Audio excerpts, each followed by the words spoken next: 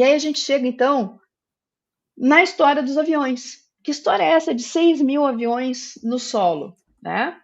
Isso aconteceu associado ao Airbus. Então, aqui duas reportagens, um do site da Al Jazeera e outro do The Guardian, né, mostrando a mesma notícia.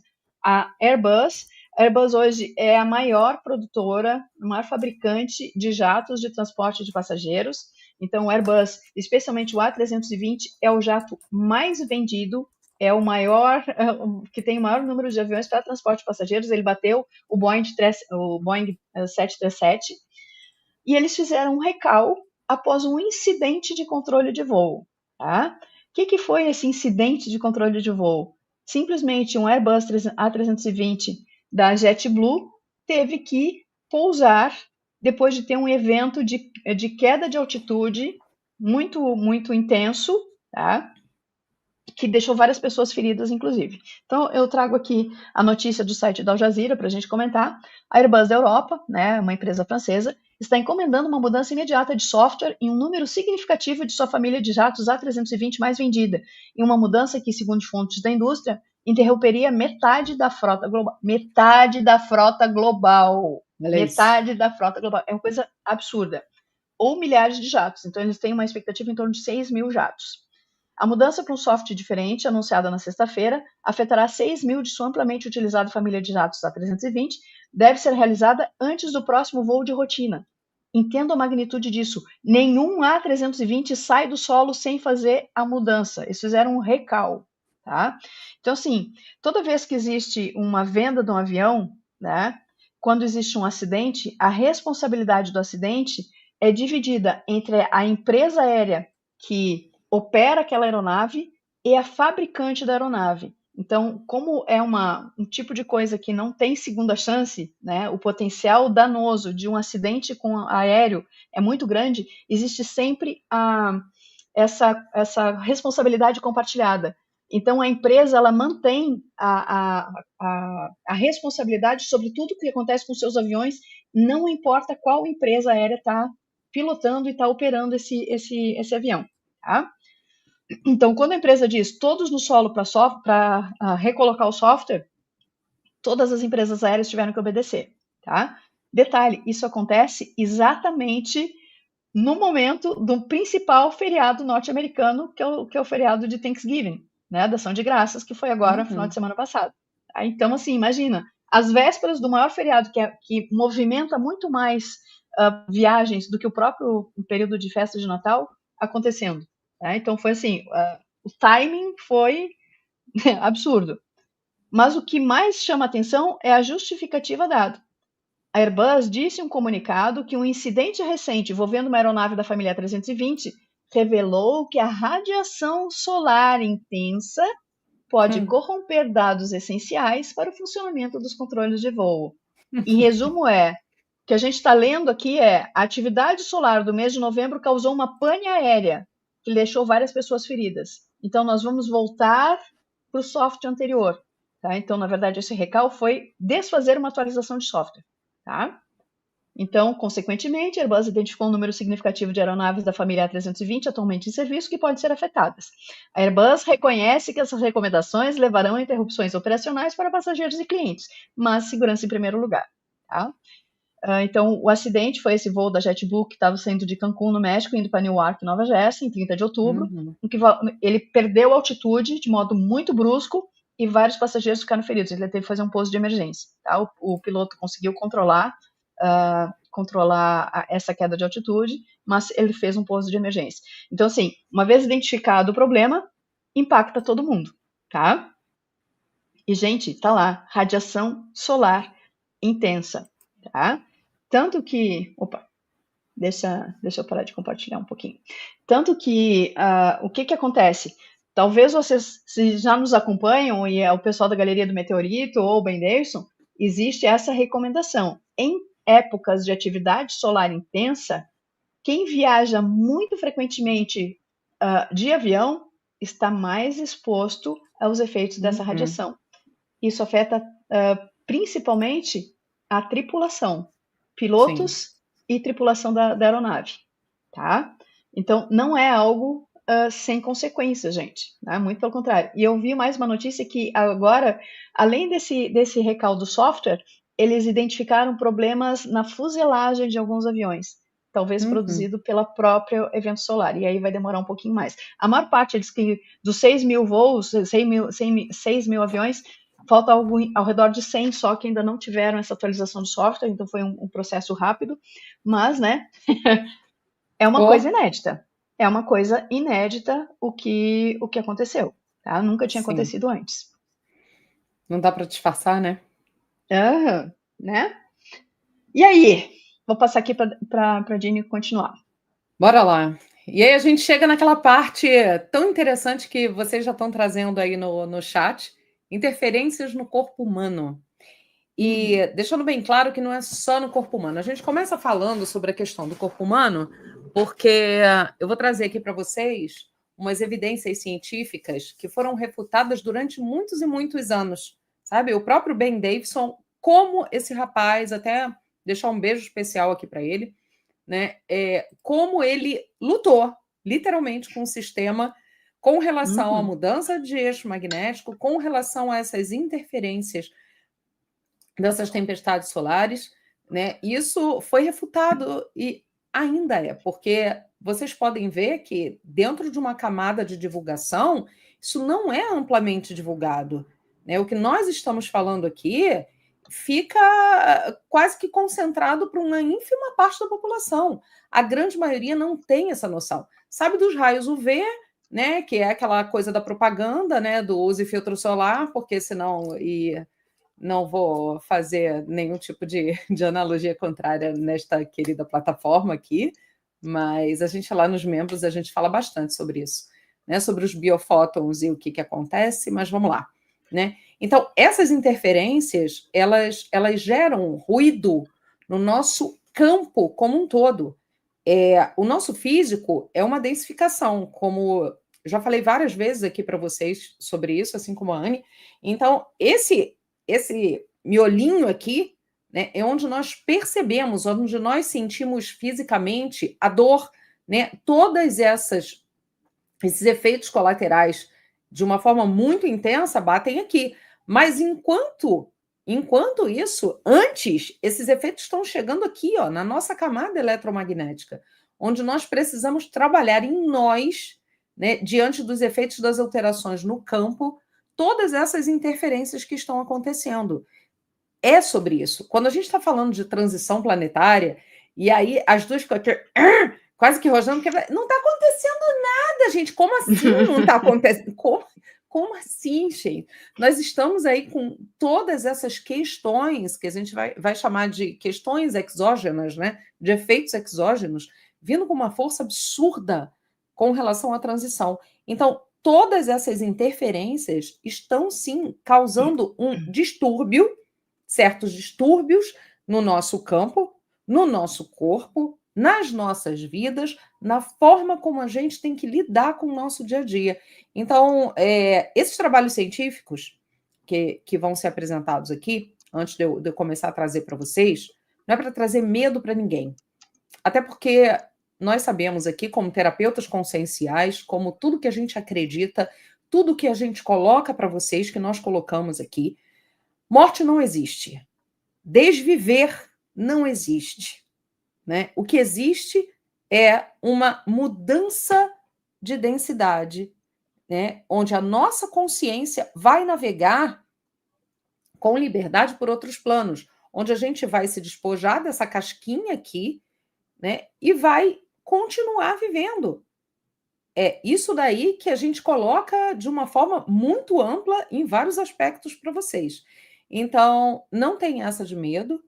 E, além do mais, todos esses efeitos, ditos efeitos colaterais, nós sabemos que existem coisinhas que andam fazendo desde aquela pandaquimia para meio que aumentar e acentuar essa chegada desses efeitos em determinadas pessoas que consumiram sopinha estragada, né? Aquelas coisinhas que nós falamos aqui, a gente não pode falar abertamente, né? E é muito sobre. principalmente sobre a questão frequencial. Onde é que está a nossa frequência? Onde é que a gente trabalha isso? Então, vamos começar a puxar. Pode passar aí, minha amiga, por favor. Vamos lá.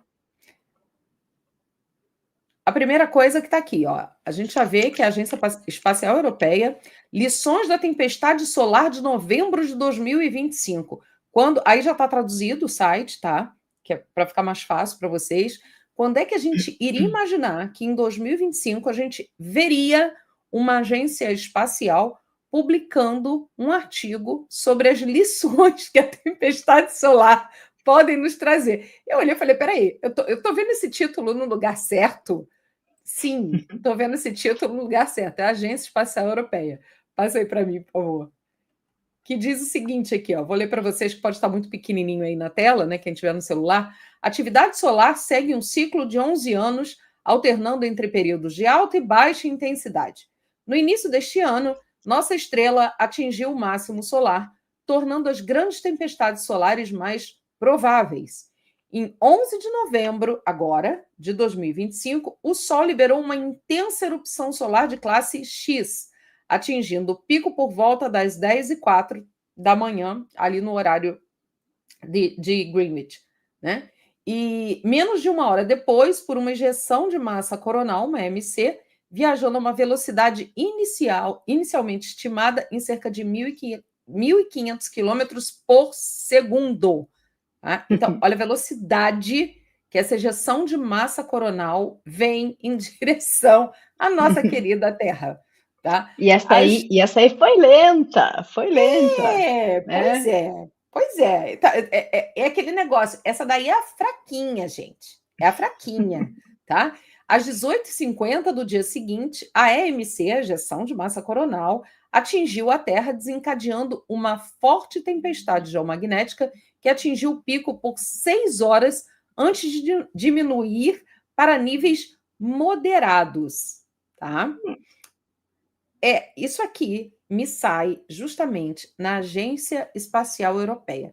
Aí a pergunta que eu jogo para vocês é a seguinte: o que a Agência Espacial Europeia ia estar pescando, né, uma tempestade de classe X, que, como a Anne mostrou, não foi das mais fortes, e jogando e dando esse destaque? Porque, na real, deixa eu voltar aqui para a tela, porque eu fui lá para poder ler para vocês. Porque, na real, o que acontece? Os efeitos que estão chegando para nós não estão compatíveis com a classe que eles colocam. Ou seja, uma classe X1, uma classe X2, ela não está chegando aqui causando os efeitos de uma X1 e de uma X2, como nós já trouxemos aqui no canal também outras vezes. Vem trazendo efeitos muito mais fortes e muito mais significativos, onde se conclui que a hora que eles colocam essa noticiazinha ali é aquele orai e vigiai, abram os olhos, porque tá dando alguma coisa com o sol, a gente precisa trazer, porque senão vira uma coisa quase que chamada de negligência. Como é que nós não vamos falar sobre uma questão que me colocam 6.000 aviões no solo? Não tem como não comentar. Então, a gente precisa abordar. É aquilo, os efeitos... Sabe aquele negócio que a gente fala assim, poxa, eu não estou vendo nada, eu queria tanto ver a transição planetária. Para quem pediu tanto, tá aí. Tá aí. É onde estão sendo mostrados escancaradamente os efeitos exógenos tomando lugar de obrigatoriedade na mostra do que eles não queriam. Aqui, ó, a gente precisa mostrar. Porque como é que a gente vai explicar 6.000 aviões no chão? Como é que a gente vai explicar o que está acontecendo com relação à saúde das pessoas? A gente precisa entrar nesse momento num assunto que nós não queríamos abordar e que a gente refutou durante muito tempo, e que quem já trazia isso há 10 anos atrás apanhava feito não sei o quê, o bem que o diga, né? E a gente vai para os artigos. Puxa aí, vamos lá. Olha lá. Influência das perturbações geomagnéticas no infarto do miocárdio em mulheres e homens do Brasil.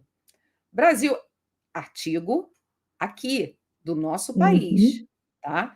Então, vamos lá. Mais uma vez, por que abordar isso? Está publicado. Vocês vão ver aqui, essa é na Nature, tá? Uma das maiores, se não a maior revista científica que a gente tem aí, tá? E aí, só aquele pedacinho ali, o resumo, esse trabalho, para quem quiser, depois a gente pode até botar no Telegram, quem quiser ler, é um trabalho científico aprofundado, tananã, mas tá lá, ó. Ainda não se compreende completamente, já começa assim, olha essa frase, gente, prestem atenção. Ainda não se compreende completamente o papel do clima espacial, especificamente das perturbações geomagnéticas causadas pela atividade solar nos desfechos de saúde. Eles já começam assim, tá? Tipo, a gente não entende nada, mas a gente precisa falar. Vamos falar. É que nem o Chicó lá no Alto da Compadecida. Não sei o que foi, só sei que foi assim. Não sei como foi, só sei que foi assim. Exatamente. Então, peraí, a gente precisa publicar o artigo que tá dando ruim. Então, vamos lá. Então, a gente já começa, né? A introdução já é essa. Uma ligação emergente inclui o impacto do clima espacial nos infartos do miocárdio. Neste estudo, examinamos a correlação entre... Aí a gente vai, né? Injeção de... O que é isso aqui? Peraí. Infarto miocárdio. Infarto miocárdio. Exatamente. Então, olha só. A questão é, na hora que vocês olham esse artigo, eles vão... O Ben também trouxe isso, né? Mas trouxe lá artigos publicados também ele trouxe esse artigo. Americanos. Ele citou esse artigo. Ele trouxe esse também? Eu tinha visto um outro da Inglaterra que está embaixo. Ele trouxe o outro também. Ele falou exatamente esse aí logo que foi publicado. E ele trouxe assim, ó, para confirmar. Toda vez que ele acha um artigo que referenda as coisas dele, ele fica lá esporulando, ele traz.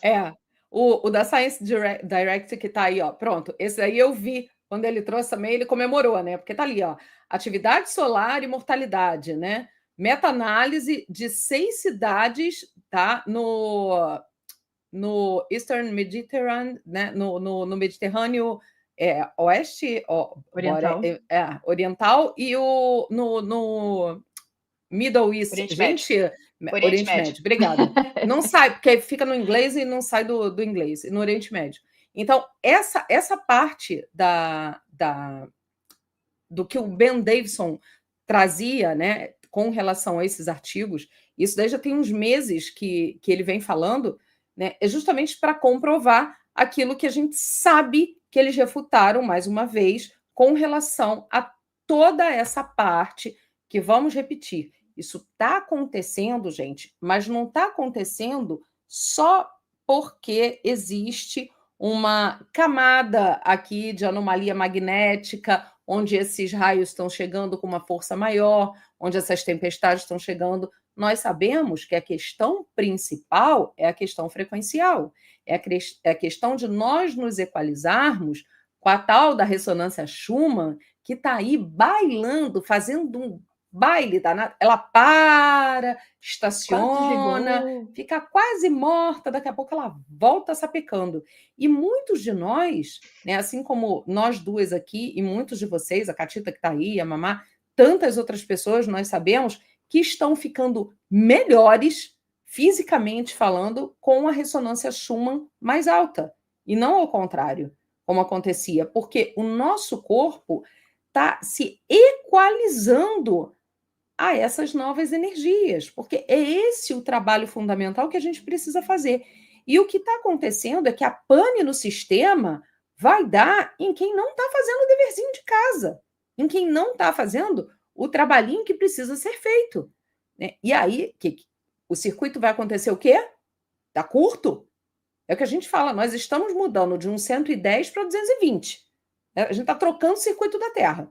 Se nós não trocarmos o nosso, e a responsabilidade de troca, nós somos os eletricistas de nós mesmos. Se a gente não faz o nosso trabalho, se a gente não presta atenção em tudo que está acontecendo com a gente, né, a gente vai dar curto. Vai dar curto, porque você não vai estar equiparado com relação à questão da chegada das energias. A gente pediu tanto para isso, então pedimos. Então agora aguenta. Vamos embora, a gente precisa fazer o nosso trabalho. E o negócio está assim, acelera, porque a coisa está vindo pipocando.